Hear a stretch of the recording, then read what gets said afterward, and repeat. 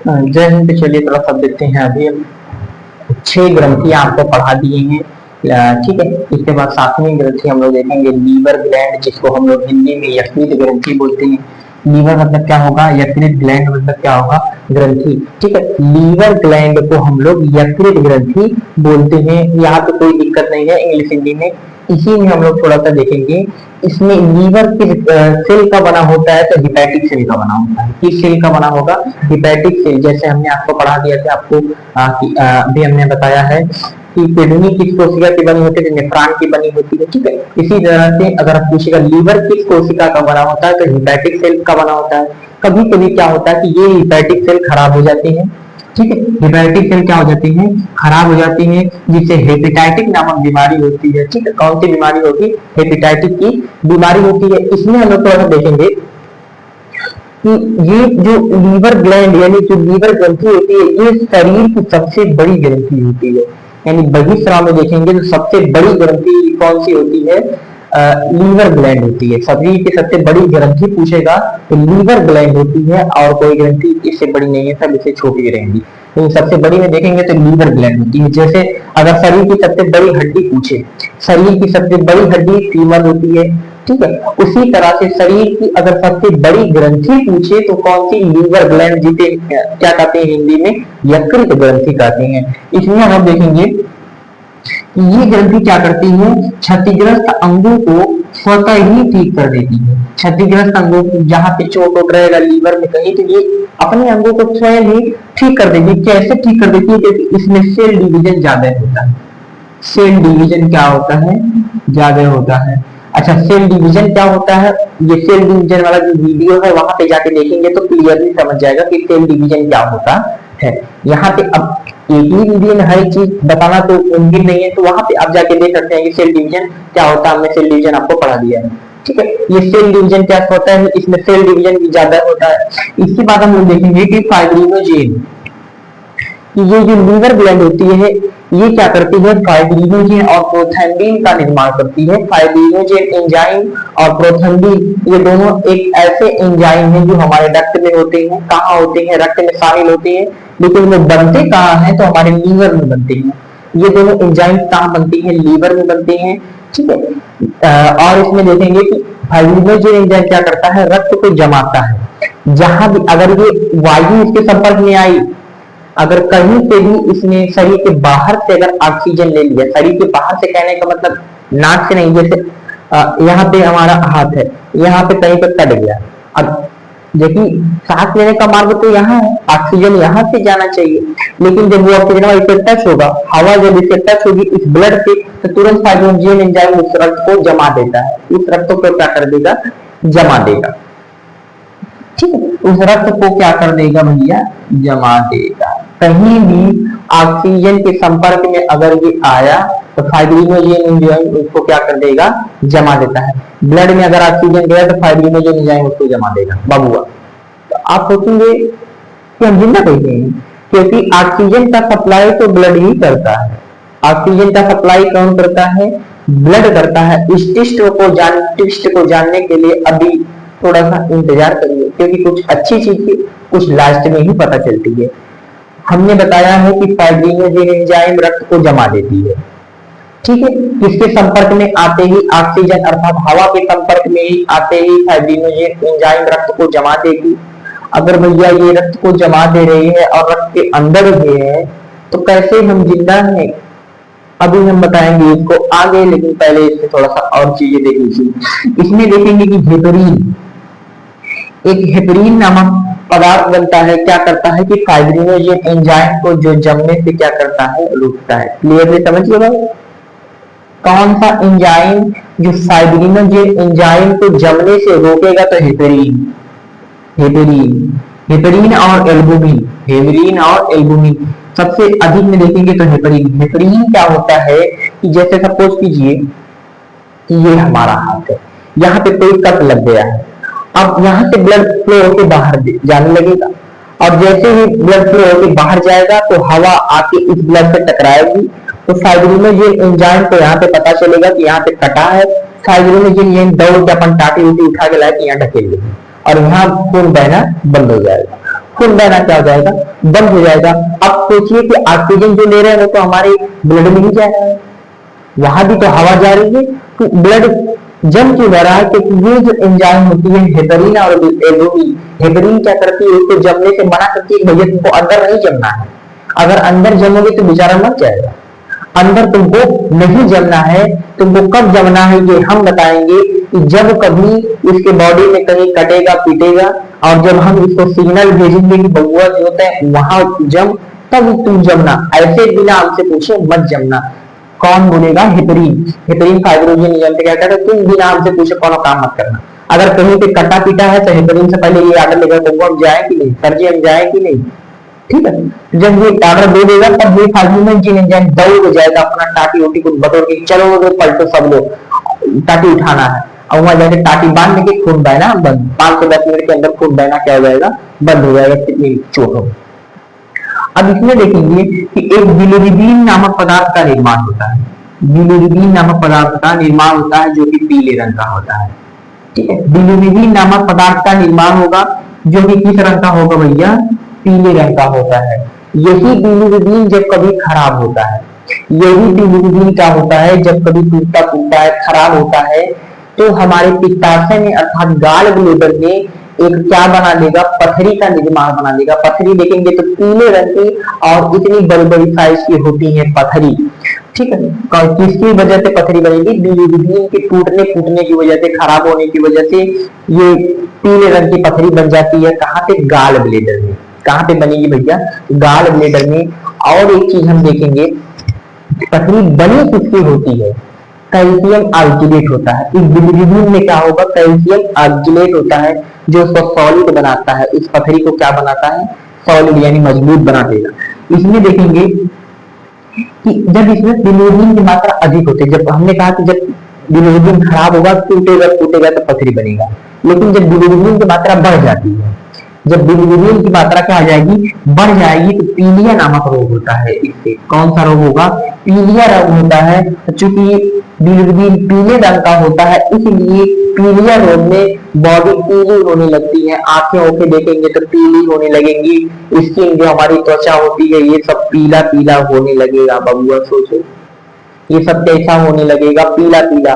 कौन सी बीमारी होगी, बिलिरुबिन के बढ़ने से, तो पीलिया नामक रोग होता है। इसमें हम लोग देखेंगे बिलिवर्डिन का निर्माण करता है।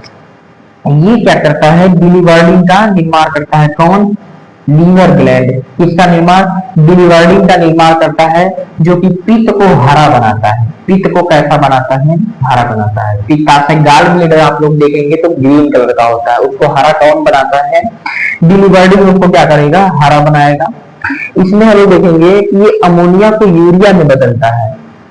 अमोनिया को क्या किस में बदलता है, यूरिया में बदलेगा कौन, लीवर ग्लैंड। यही लीवर क्या करती है, अमोनिया को किस में बदल देगी, यूरिया में। ये यूरिया चला जाएगा हमारे मूत्राशय में, कहाँ चला जाएगा, यूरिनरी ब्लेडर में नहीं, पहले किडनी के पास जाएगा, वहां पे छाना होना जाएगा बढ़िया से, छान होके फिर उसको जो है मूत्राशय में भेजा जाएगा, उसके थ्रू यूरिया को बाहर कर दिया जाएगा।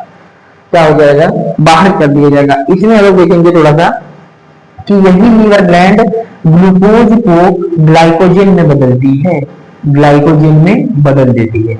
भैया क्यों ग्लाइकोजन में बदल रही है, इसको थोड़ा सा जानने की आपको इच्छा है तो हम बता दें क्यों बदल रही है। क्योंकि ये ग्लूकोज कभी, ये तो हमारे बॉडी में सबको जरूरत है।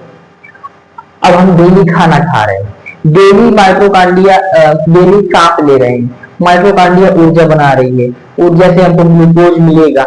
ऊर्जा से क्या मिलेगा, डेली हमको ग्लूकोज मिल रहा है, ठीक है। अब कभी कभी सपोज कीजिए कि आप 2 दिन खाना नहीं खाए, पूरा बॉडी को एनर्जी कौन देगा, शरीर को ग्लूकोज कौन देगा, उससे तो ग्लूकोज की मात्रा कम हो जाएगी।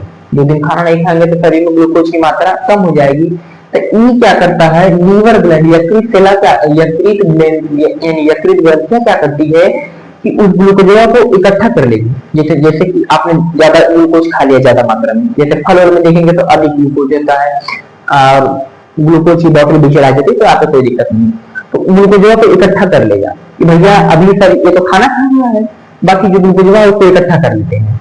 उसको क्या कर लेते हैं, इकट्ठा, क्योंकि अभी तो खाना खा ही रहा, वहां से इसको ग्लूकोज नया मिल जाएगा, इसको हम बचा के रख लेते हैं कि जब भी खाना नहीं खाएगा तो उठा के को दे देंगे। उठा के इसको क्या कर देंगे, दे देंगे। यह ग्लूकोजवा फिर क्या करेगा, जब सपोज कि 2 दिन खाना नहीं खाया तो जो बचा के रखे हैं ग्लूकोजवा को इकट्ठा आपकी बॉडी में जो है, लीवर ग्लैंड जो इकट्ठा बचा है ग्लूकोजवा, आप 2 दिन खाना नहीं खाया तो आपकी बॉडी को एनर्जी की जरूरत है। अभी ग्लूकोजवा का जरूरत, ठीक है जो मत को आ जाए नहीं तो काम चला दे, तो उसी में से थोड़ा सा ग्लूकोजवा दे देगा इसमें बॉडी में दे देगा, तो आपकी बॉडी को करनी चाहिए एनर्जी।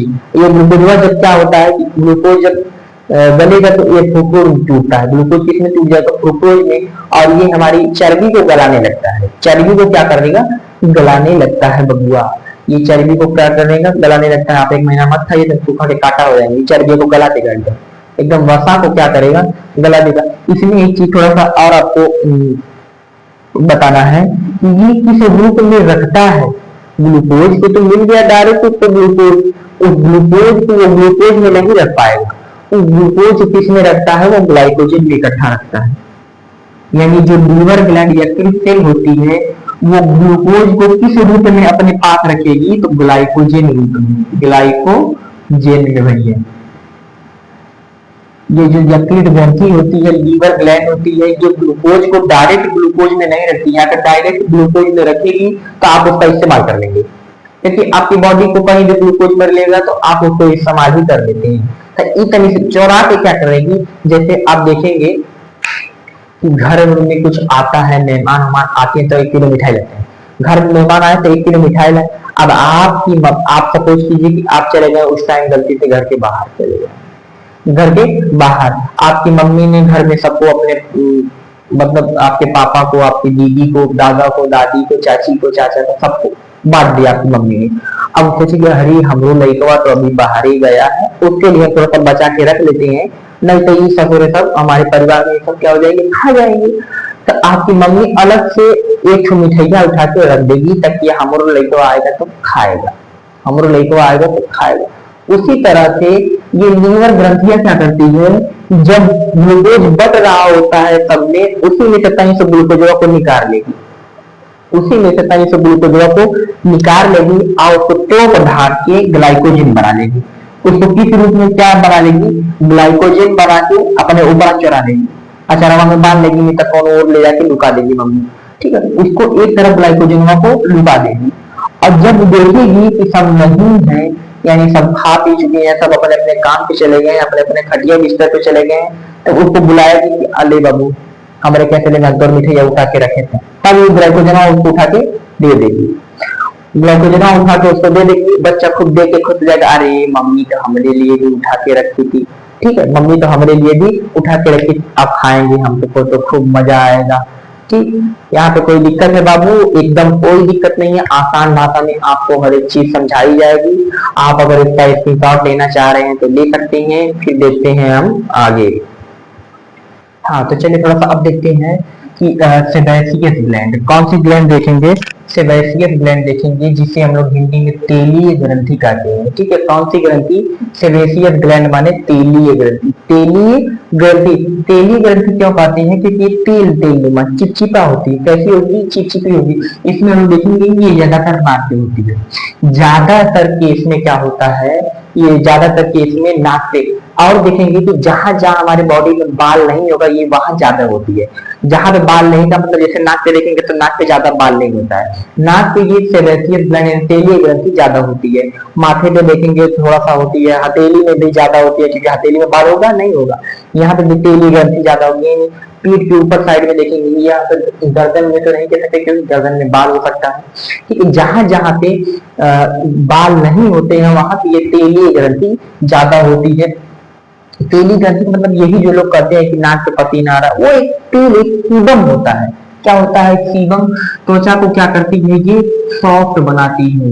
ये ग्रंथि क्या करती है, त्वचा को मुलायम, एकदम सॉफ्ट ऐसे एकदम मुलायम बना देगी, ठीक है, नरम बना देगी। ये सीबम का निर्माण करती है। किसका निर्माण, सीबम का निर्माण। त्वचा के ऊपर एक तेल जैसी संरचना पाई जाएगी जिसे हम लोग सीबम कहते हैं। ये सीबम क्या होता है कि बाल को एकदम सिल्की बना देगा, तेली नुमा। किसी का बाल देखेंगे तो बहुत ही ज्यादा उनमें सीबम होता है। जैसे आप देखेंगे जानवरों का बाल, जानवरों के बाल को ऐसे सोलाएंगे 10 बार 20 बार तो आपके हाथों में वो सीबम एकदम बढ़िया से चिपचिपा पदार्थ एकदम सीबम लग जाता है। पक्षियों में भी सीबम ज्यादा होता है, पक्षियों में भी सीबम ज्यादा होता है, इसलिए उनकी पंख देखते हैं बहुत मुलायम होते हैं।